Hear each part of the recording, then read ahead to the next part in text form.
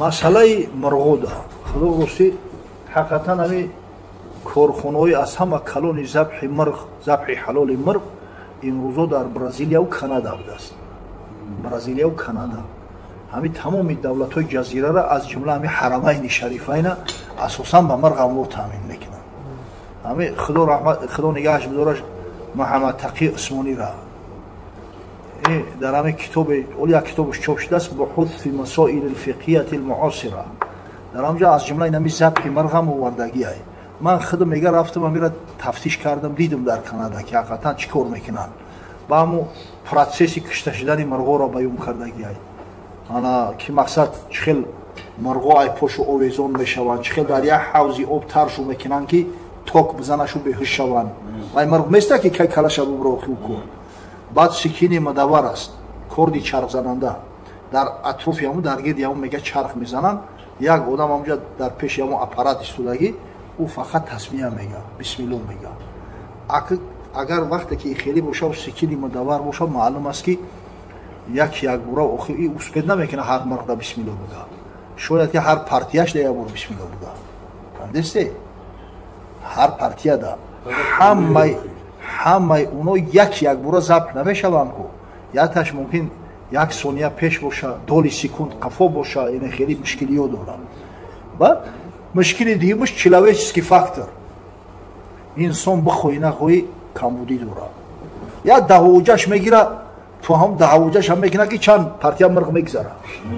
بسم الله به بسم الله یا که خدا اینا کرده نوزکش باشه تو نوز شپخ میکنه که چند تاش میگذاره یا کم ترک آدم خوابش میبره که هست ایده چلاویچسکی فاکتور همه چلاویچسکی سلاب است همیشه هست ولی بعضی هم میگن همین دوملو کلمه های ارسی بسیار میگن اوه خونه تو پری گندم که مردم نفهمن چه کنه ولی عاملی پسیکولوژی بگم و عامل روحانی بگم کی میفهمه میگه پروخی از برای خدا مردم خاطی با زبان باید گپ زنی که مردم بفهمن یک ابله را میبینی یک کس گفت که خدا راستی ما همین اینستاگرام و اینستاگرام همین چیزا ندارم میگه در اینستاگرام در مسئله تقدیر من چیزی گفته بودم پرتوفتیان همون اینستاگرام چه خیلی میگم 2 دقیقه و 3 دقیقه کو پرتوفتیان بعد کسی با کامنت نوشته همین نفهمیدیم گپ همین دوملو را چی گفته است همین تقدیر خودش نمیفهمه در برای تقدیر گپ زده است از برای خدا تو او قدر مسئله تقدیر را بخوای بفهمی ناشکری چه واقعی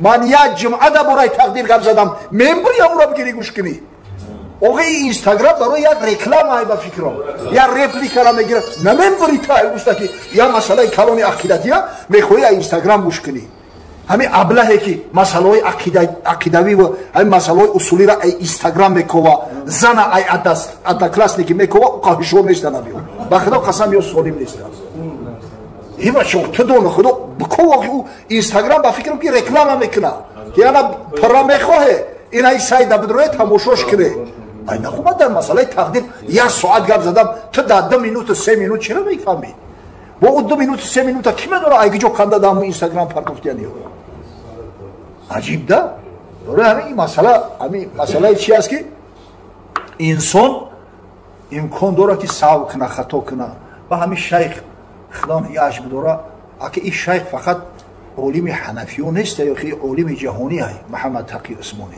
در تمام جهان اعتراف میشه ایمان را بزرگترین فقیه زمان است من میگم بحث مباحثه نمیکنم خطی تو درباره حلال و حرام نه که میگم من همین توصیه میتم که از همون سکین من دور کرد زدن دیگر ده 4 بزباله را 4 مسلمان در دستش کرد بتنه همون مرغو وقتی میوین کو همه ایستادگی بسم الله ما یادش همین الله اکبر همه گام بسم الله هم که بگه حلال میشه بسم الله هم حلال میکشش او تا توخری دا ممکنه که یگون تاش ای پشتی کلا بیویا ای پیش حق نیو ای طرف حرامات ای پشتی کلا بیو حرام میشه همین این هم صفتی کار خوب میشه هم توزه تر میشه اگه یک چیز مقصد که در شریعت یک چیز انیق هست اکسیوم است موافق فتوای شرعی اگر یک مسلمان دعوا کنه که همین حلال کشته شدگی موافق اصول شریعت ذبح شده است خوردن همون چیز حلال است یک نفر اگر حتی در همین مذهب ما نسب شهادت هم جای اعتبار نداره حتی میگه یک نفر از اهل کتاب دعوا کنه که همین ذبح شرعی شدگی ای نظر فتوای شرعی که به ظاهر حکم میکنه علاقه همون خوردن درست میشه اما خدای بزرگ مسلمان تقوا داده است آخی ای بچه تقوا دارن مسلمان ها انا عامله که آدم به قرار میکنه ای بچه همین حکمی همین چی باشه حکمی همین چی باشه اینا تقوا میگن اما کسی که تقوا داره خیلی نخره آخی ای گوشتی مرغ در گوشتی گو گوسپان خوب نیسته یا همون مرغ خیلی هیچی گم نی ای تاجیکستان بخر نه سکینی مدور ای جوال الحمدلله همشه با دست میکشن نیکی اگر خیلی جای شک نداره انا نیکی اگر به شرط ای نظری فتوای شرعی بگیریم همون هم حلالای هیچ که حق نداره که بگه حرامه حرام گفته نمیتونیم همین کسی تقوا داره نخره اما کسی اگر تقوا نداره خیلی بخره و خوب رو معنی کرده نمیشه برای که اگر ایو رو همشه معنی کنیم بعد عوام الناس میگن که این بر بیر همش حکمش یک بدست دیگه همون مرغوی که پیچتی حلال هم ندارن همون هم زدن میگیرن این نفسی بدبخت قپیده نشوه آخی این نفس چی پرده های رو میدرونه آدم ها با چی جنایت های تیله نمیکنن این چی خیلی میقبی این مرغوی نسکچ میشه سیواسرم ذبح حلال داره پیچه داره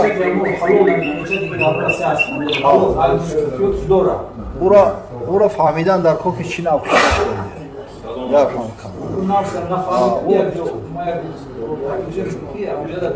اگر همین پیچتی حلال که داشته باشه یک کس دعوا کرده است علاقه که همین حلال است از نظر فتوای شرعی از نظر فتوا علاقه هم درست میشه نیکی باز میگم کسایی که تقوا دارن همین حوزی کلبسه هم حلال است دیگه همه همین سرخوی که در همین تاجیکستان کلبسه میبرورن همین حلال است نیکی ایام دوره بچگی که ما نخوردیم و دوره ما زندگی میکردیم کلبسه حرام بود همون ایران دیلم نمیکشه باور کنه اگر نمیدونم حلال است نیکی خیلی همین دیلم نمیکشه دیگه همون رو نمیخوام او یا اونجا کم نشیده است که چیگه البته دیگه نام دوباره اگر نه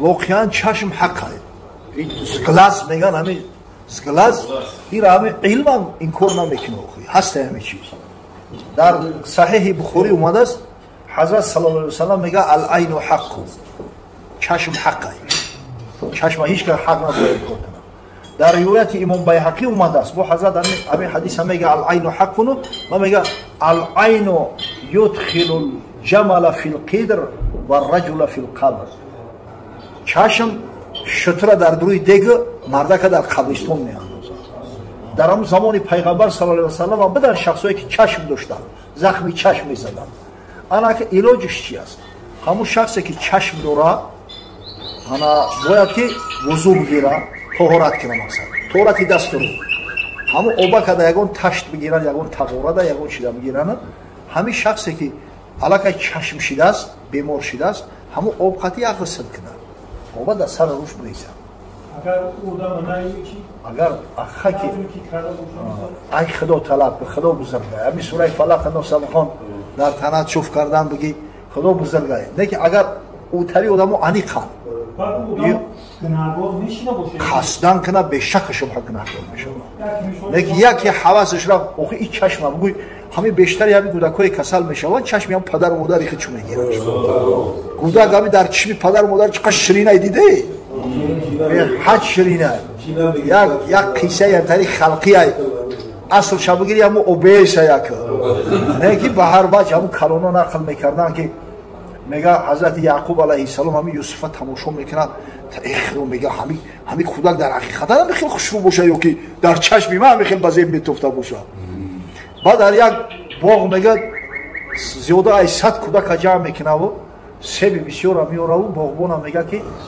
یا سیب میگیره در دستش میته میگه در بین همین کودکا بگرد همین کدام کودک ای هم از زیباترین باشه همون دبته پریز این باغبان 3 کرو گرد همون کودکا تو میخوره یا بچه که فیسینی داشته از خودش میاره در دست همون میگه حضرت همین قیگشت من این بچه خدمت بزیبتر خوشترش که بچه برای همین فرزند در چشم پدر و مادر به حد زیبا می شود القرد فی عین امه غزال میمون در چشم مادرش رنگ غزال و ریخشو میتونه ана бештар ҳами чашми падару модар мегирад. Ори ҳами масалан пайғамбар мо шуморо тавсия додааст ки вақте ки ҳами кӯдак диде хобе кӯдаки худат боша, хобе кӯдаки дигар кас боша, ё ки масалан як кори хайри як каса диде, як одама диде ки беҳад хуб кор мекуна, ё ки масалан баракат додааст дар меваву дар дарахташ ё дар касбу кораш, бигӯен мошоаллоҳ. анами калимаи мошоаллоҳро бугӯ иншоаллоҳ чашм намегирам. ҳамина фаромӯш кард намегем да ва дида о хонаобод то бачаи ваҳӣ охи мошоаллоҳ пайғамбар таълим додааст. мошоаллоҳу кон ва мо лам яшо лам якун. сураи фалақ носа бухон ҳами фарзандака яке дилат гум мезана ку мебинӣ ҳами фалақ носа бухон шуфшу ку баъд мисол ҳами لا حول ولا قوة إلا بالله العلي العظيم ما شاء الله كان وما لم يشاء لم يكن. همین را خوندن در کار. این چشم حق ایرا کسی این کار کنه جاهل است. مملکت ما داریم با مول مثل چشم میکنن. تو مول اون چی؟ تو باوی است که آه می‌دونی تو طلب بس میاد تو می‌فهمی کسی تو چی می‌کنه. خیلی طلب باز گالتید بکشش بیان.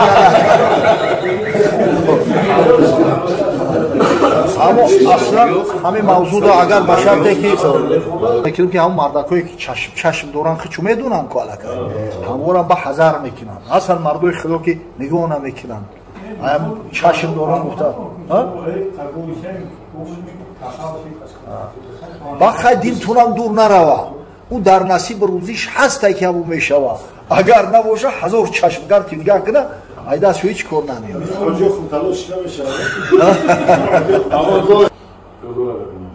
намози нофила нест. нофила нест. хуб агар рафту имрӯзҳо намози бомдон мисол дар масҷид валонам 4-15 мода хонда мешавад. субҳ 3-10 аллакай субҳ медамад. ҳамин ҷая нафаре мисол бедор шуда то намози бомдода тақрибан 40 дақиқа ҳаст. то 4-15 фес торар карду шукрунаи вузура хонд баъд сунната хонд баъд рафт фарза хонд ҳамин тартиб дуруста не ҳадиси имом бухорӣ аст ҳазрат саллаллоҳу алайҳи вассалам мегӯяд ло салота баъда субҳи ҳатто тартафиа шамс ва ло салота баъда аласри ҳатто тағиба шамс.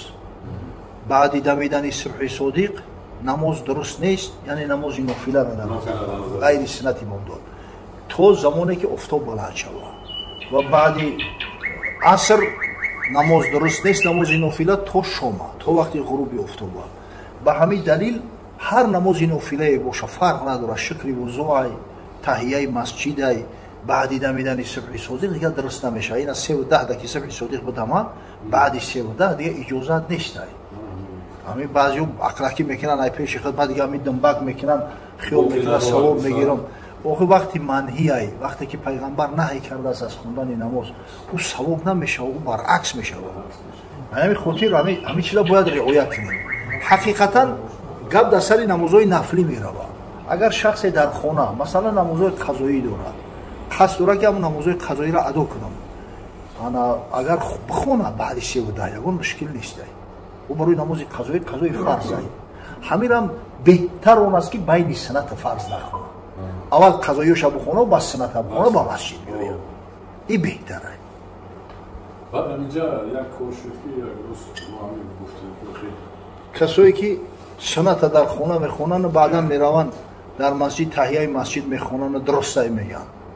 اصلا همون مردم غیر مقلدی کارا بیشتر میکنن. اگر حجت دلیلش چی است؟ حدیث پیغمبر صلی الله علیه و سلم است.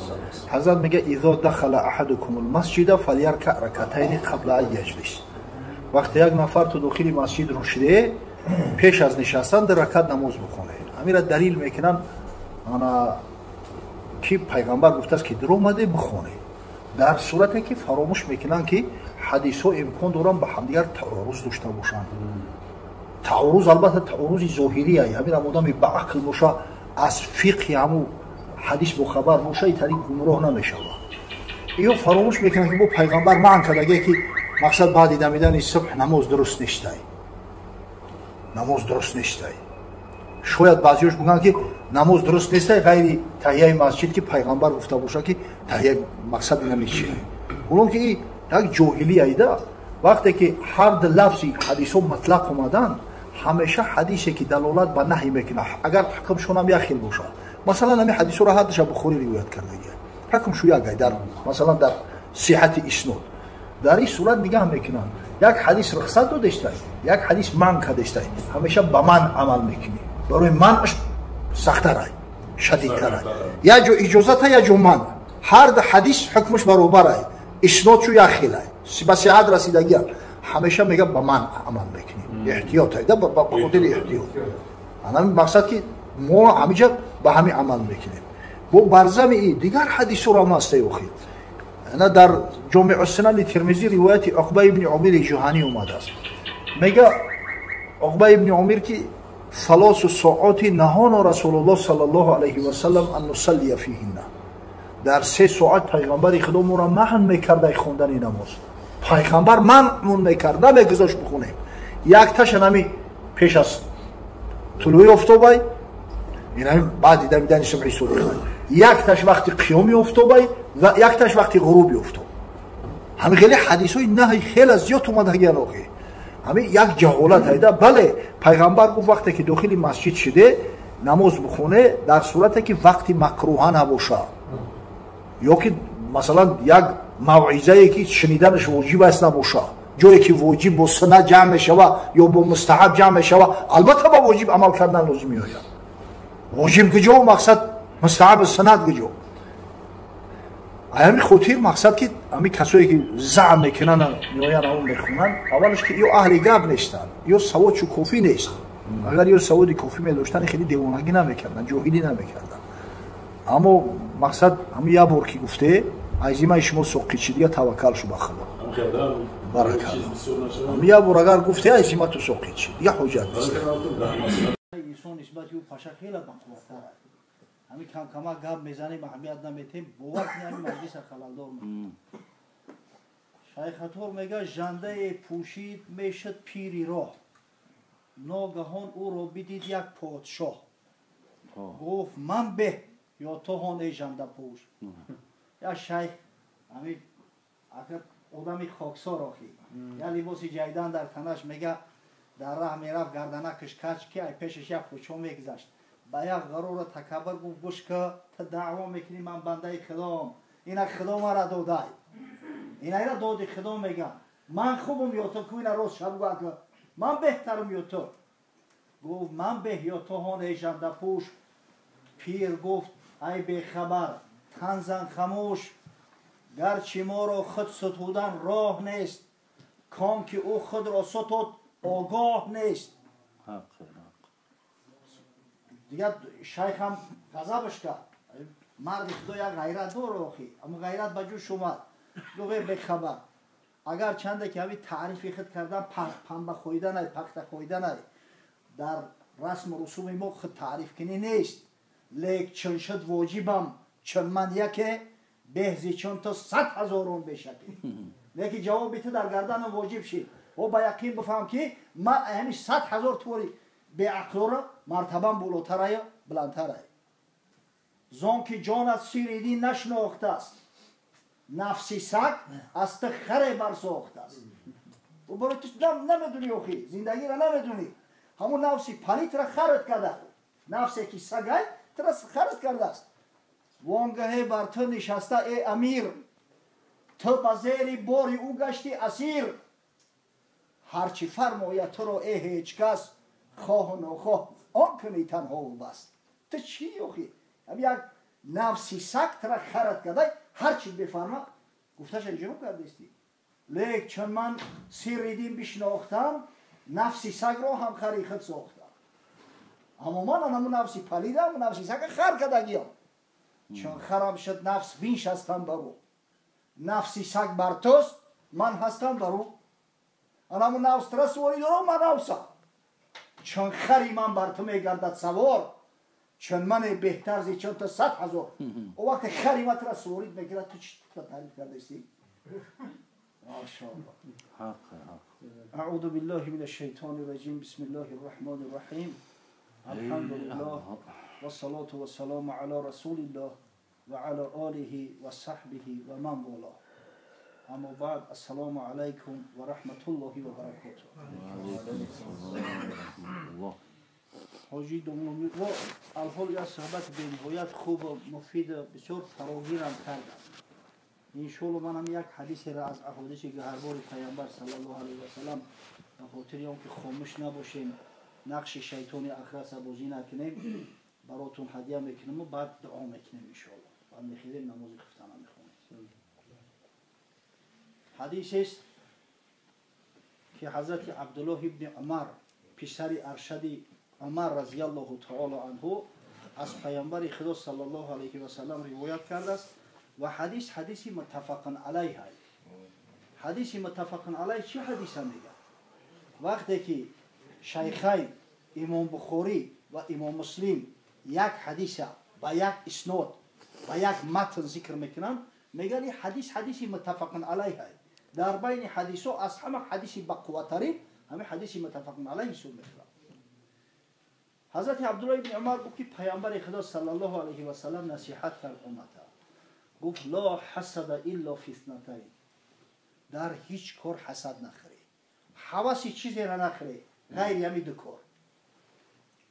رجل آتاه الله القرآن فهو یتلوه آناء اللیل و آناء النهار. اول مردی که خدای تعالی براش قرآن داده است، مردی که خدای تعالی براش علم داده است، شبانه روزی قرآن را تلاوت میکنه، شبانه روزی مردم از احکام شریعت آگاه میکنه. دوم رجل آتاه الله مالا فهو ینفقه آناء اللیل و آناء النهار. مردی که خدای تعالی مالش داده است، ثروتش داده است و همون مال و ثروتش شبانه روزی در راه خدا صرف میکنن. ببینید حضرت میگه اگر هوس میخره فقط هوس یعنی میده توی فرم خری دیگه باقی مونده همش نیکتوان مقصد کرای هوس خورده ندارن. سبحان الله. بابای ایشون قاریم خدا نگهبانش باشه و خداوند همیشه حفظش کنه. قاری محمد ایوب آخی الحمدلله رب العالمین یک شخصیتی که یک عمر مدید خدمت کرده است شاگردها تربیت کرده است. این محفل قاری‌ها در اینجا در همین شب و روز با خدا قسم وقتی که من حلقه درسی هم رو میبینم دلم گم میزنه. عجب یک خدمت ارزنده برای ما و شما کرده است. و با قدر چیز وقتی میرسی که ای دست دروا زمان شب که دیگه قاری حافظ قرآن نیابی که در ماه شریف رمضان ختم قرآن بگذرونه بعد با قدر قاری میرسه که های دریغ برای چی وقتش در فکر نکردیم. میره ببینیم حضرت صلی الله علیه و سلم تأکید میکرد من اجلال الله اکرام ذی شیبة المسلم و حامل القرآن. احترام کردن ریش سفید مسلمان و احترام کردن حافظ قرآن بزرگ داشتن پروردگار است. کسی ریش سفید مسلمان را احترام میکنه، کسی حافظ قرآن را احترام میکنه، خدا را احترام کرده است. الله اکبر. او دیگه از این شرف بزرگتر میشود. و عالمی که مردم دعوت میکنه از برای خدا اگر این عالما نباشن حلال و حرام در پیش مردم نگن چنان بدعت جامعه را فرو میگیره که یه حساب کار گم میشه. گر نبودی علم عالم پیشرو پیشبر از وقتی مادر نمیکردی حضرت. اگر علم عالم نمیشید مردم نصیحت نمیکردن این عالما خدا نگه بداره زمان میشید که دیگه فرزند با مادر خودش میرسد، زمان میشود که دیگه پدر دختر خودش تجاوز میکنه. همه عالما هستن که حقیقت برامون بیان میکنن. جایی که ای سیر ترو نان جوین خش نماید، جایی که بیچاره عالما زیاد هستن میگیم نمیگیم نصیحت میکنن به قدرشون نمیرسید. همین سیرم نون دیگه نمیکنه که در چشمش چی نمیتونه. به قدر عالی وقتی میرسی که دیگه عالی نیفتی. یا کسی نباشه که نصیحت کنه. در یکی از دهه ها در یک جنازه اشتراک کردیم. در تاجیکستان در مسجد میریم شماره نمازخانه انگوش شمار همه یک مسجد پری افتولا و کروشکه و ستیل و حیران شدیم چی نباشه. یعنی عادت مردم همین بود است که همه مرده را به چیزی که میشوشتیان او دیگه استفادهش حرام شده او را میبرده در هم مسجد میپرفتیم از برای خدا 15-20 نماز خوان دارم 100 تا افتوای توراتیلی با خدا قسم دروغ نمیگم او و گرفتیان و وردیان موندیان با همین هوای نمتری هوای زمستون کم کم برف اومده است او و گرفتیان موندیان در تای همون دک سه کرم موندیان زمین تره این کرم او میکشه کلوخ همون یک تا شکست یا پراجید نیم او ویدک ریخت و او شد بیاره یک کرمی دیگه بیاره در حولی همون رحمتی شاید یک 15-20 تا سیمین بلوک های یک خونه آبادو که نمیاره سیمین بلوک در تای دیگ مونه ممکن است ممکن است کی را معن کرده ایرا بی ممکن است باید در تای دیگ خروق بشه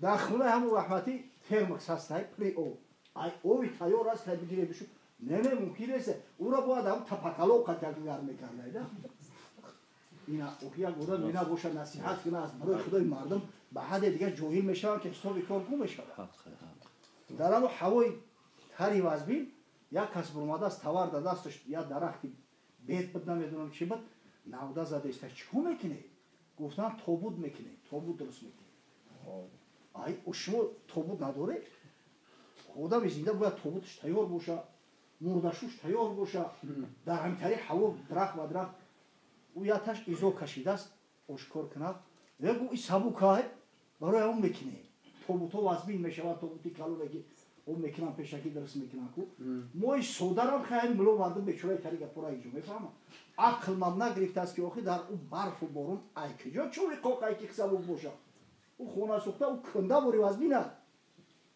انا با حکمت چه بفهمیده او خیال کردن که ما خفای مرده نمیریم قبرستان میریم جورا مرده را بالای توبود میفروغن یا تشتوا را میگیره و سر میکنه میده کنی را چون میکنی باید اون کسی دیگه را میگه قفوش نکشه نیورا این همیست توبوتی دایمی نکردن شو این همین ببینید که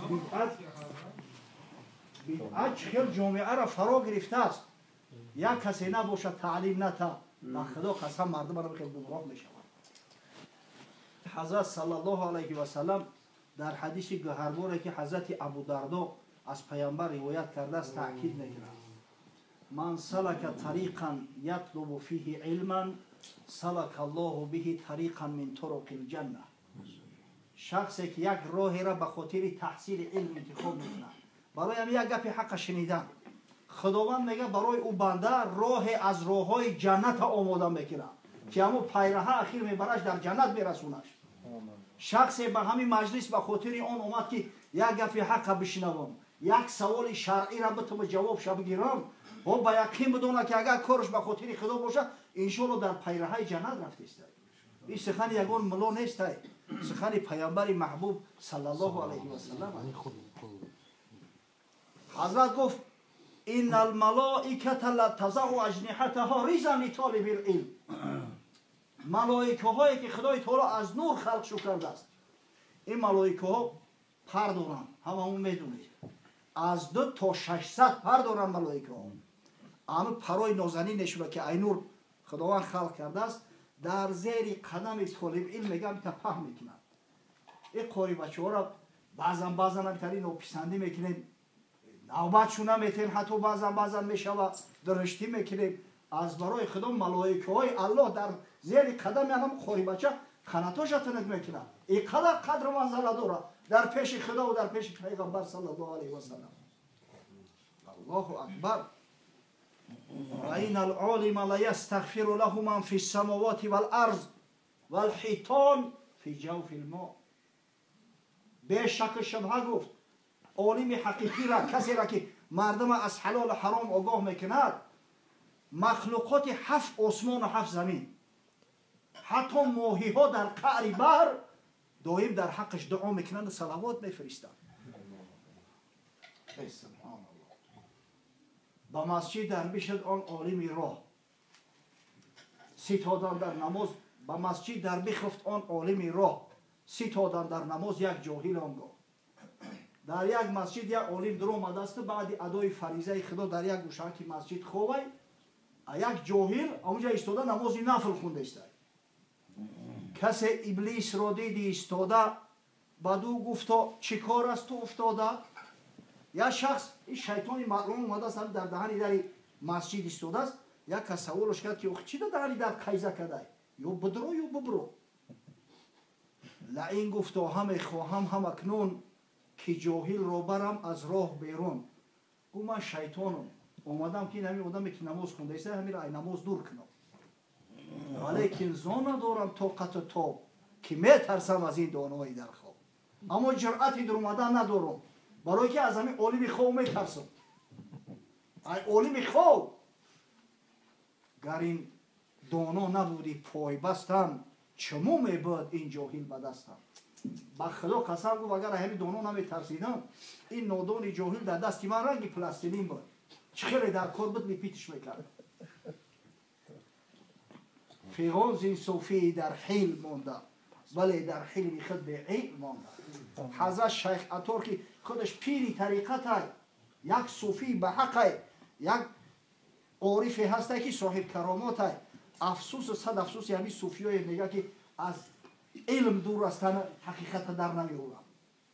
چه خست بر روی دریا در توافی غواسی چه ندانی چند لافی.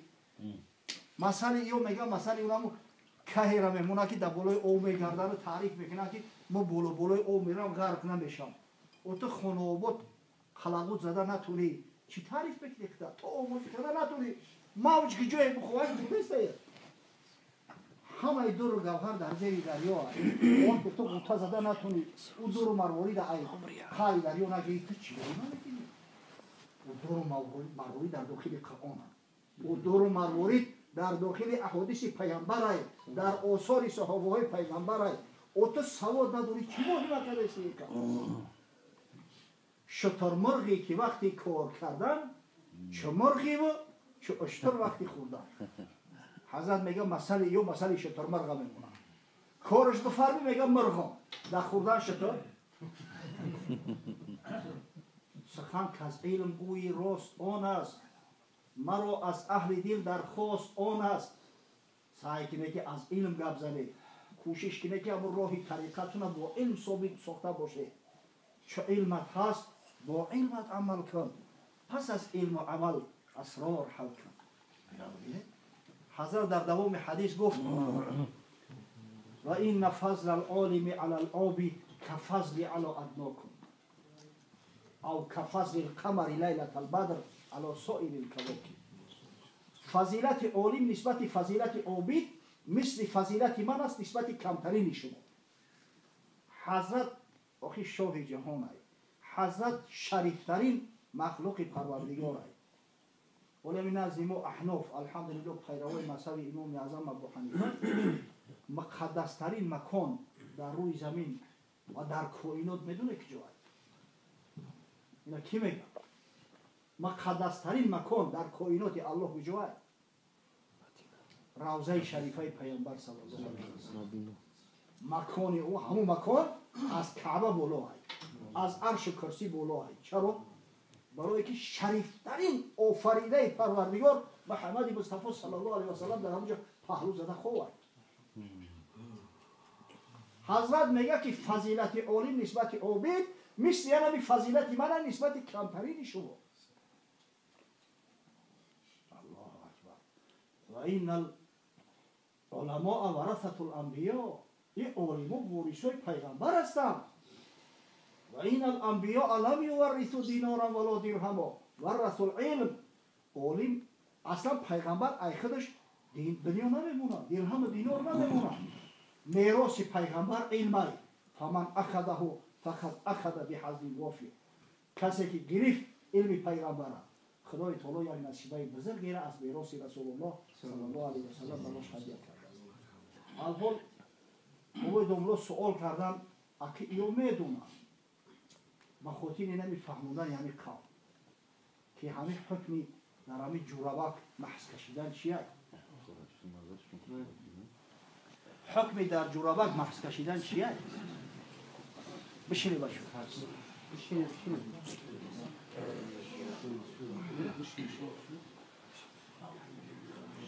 بشینی بشینی اینا ولی بچه‌های پیدا شدگیان که مردم در گمراهی داخته و میگن در بالای نسکی محض کش خوندن بود. با بعضی بهانه‌های است ما در بازار کار میکنیم، هوا سرد خنکای، فلان و بسمدانای، پامون اگر بشویم کسل میشیم. خب انشالله در اطراف گفت در برای علم رفت در اطراف همین موضوع یا صحبت میکنیم و قسم دیمی حدیث نمیکنیم. محض کشیدن در بالای جوراب تنک در 4 مذهب اهل سنت و الجماعت درست نیست بچه‌ها. همین در مسئله محض دو قولی اتفاقی است. یکمش درست بدن محض در بالای جورابی که ای چرم است. یعنی در بالای محضی. همین 4 مذهب اتفاق دارن که اگر به شرط محضی باشه، همین محضی خودش جوراب است. همون جورابی که میگن اساسا همین محضی است. از بس که در بالاش محض کشیدن درست است. اوستا دیگه مردم مسیحی گفتن با ما سبکترش کردیم خیره پیش ای سه بگی محضی. یعنی همین است. یعنی اول قول اتفاقی درست بدن محض در بالای محضی. دوم قول اتفاقی درست نبودن محض در بالای جوراب تنک. همین هم اتفاقی است. در مذهب امام مالک و امام شافعی اگر به شرطی که همون جوراب مجلد نباشه، ای چرم نباشه، منعل نباشه، پداش و نداشته باشه، در بالای اون محض درست نمیشه. ما و حنبلی ها اندک سبکتر گرفته ایم. میگیم که اگر به شرطی که همون جوراب غوص باشه، بگذار ای چرم هم نباشه. اینا مثلا جورابای پشمی که دستباف هستند، مثل اینا جورابای پامیری. او زیلوش زیچای، غوصای، بیبند در سوق میسته. امکانی راه گشتن داره، تیزتر نمیشوه. در بالای همون محض کشیدن درست است. اوخی خونابا در بازار کار کرده میتونی. همین یک جورابه که اقلا پامیری افته و پوشیده نمیتونی. جوراب پامیری گفته استم برای چی؟ برای که اینای بیلاینو دا نمیشوه. و یا خیل جورابه کوی رنگ هموز نکی بیلاین برو وردگیان فابریکوز که او دا نمیشوه. او زیلشتنه که او دا نمیشوه. در بازار کار کرده میتونی. یا محسی خریده و پوشیده نمیتونی. 100 نمود محسی های. محسی هسته که بخدا قسم اگر توفلی تایر از میر کلون بگیری پوشیده و گشته میشوه. چرا خودمون فریب میکنیم؟ برای چی عالما گفتن که درست نیست. ولی غیر مقلدا دعوا میکنن گروه نزاعیه که ما حدیث داریم از مغیره ابن شعبه در جامع سنن ترمذی ان نبی صلی الله علیه و سلم مسح علی جوربیه و نعلیه. پیغمبر خدا صلی الله علیه و سلم در برای جوراباش در برای توفلیاش محض کشید. بله ترمذی روایتش کرده است. اما 6 حدیثی که هر کدامش با تنهایی از ترمذی خیلی بالاتر هستند حدیث منکر گفتگیان. ایششات یا بدبختان هم میگن. یکی از شخصایی که میگه این حدیث منکره استاد امام بخاری علی ابن مدینی است. که او این باشه خوکی پاشای ترمذی بالا بود. ترمذی شاگرد چای. دوم عبدالرحمن ابن مهدی یکی از مؤسسای علم جرح و تعدیل در مصطلح الحدیث. سوم امام احمد ابن حنبل امام اهل سنت و الجماعه. یا ببینید چهارم امام مسلم. اینا امام مسلمه که صحیحش در برابر صحیح بخاری صحیح ترین کتاب های دنیا حساب میکنن بعد قرآن عظیم شان. حضرت امام مسلم حتی گفت که لا نترک ظاهر القرآن بمثل قول فلان و فلان. ما ظاهر قرآن که شستن پا است با گفته اید شخص و دو شخص یکیش عبدالرحمن ابن سروان یکیش حسین ابن شرحبیل. این دو شخص با شرط بخاری هم ضعیفه با شرط مسلم هم ضعیفه. برای همون حضرت های روایت نگریدن. ما ظاهر قرآن با قول این دو نفر که نزد ما قوت ندارن، ثقه نیستن، صدوق نیستن ترک نمیکنیم. برای همین میگن که حتی کسایی که همون جورب قبول کردن برای چی قبول میکنن؟ امام ترمذی تحسینش کرده است، میگه حدیث حسن و صحیح است. بله. نه که همین بیچاره ترمذی با خودش میگه که وقتی حدیث میاره قال العلماء جاز المسح على الجوربین اذا كانا ثقیلین. ایشون میگن اینا در جامع اسناد امام ترمذی در تای حدیث اومده. امام ترمذی ابو عیسی میگه که علما میگن که محض در بالای جوراب فقط در صورت درست میشود که همون جوراب غوث باشه، سخیم باشه. در جوراب تنک درست نیست. در دوره ترمذی ایتالی تریکاتاژ نیناسکیو نبوده. برای چی بیچاره ای گپا گفته است؟ یگان به عقل ما بود و در بالای پایتو محض نکشه گفته. پیش ما پایتو بوده. جو بودی در این نسکی احتیاج به این نسکیو نبود. بعد با بعضی بچه ما رو فهم میکنن، میگن در جامعه سنن ترمذی اومده است که امام اعظم ابو حنیفه پیش از مردنش در بالای نسکیوش محض کشید. حقیقتا در بعضی از متن‌های جامعه سنن ترمذی بر روایت از ابو مطیع بلخی، ابو مقاتل سمرقندی آورده است که ابو مطیع میگه که این شاگرد امام اعظم است. میگه حضرت یک چند روز پیش از مردنش دیدم، گفت که امروز من کاری کردم که در حیاتم کردگی نبود.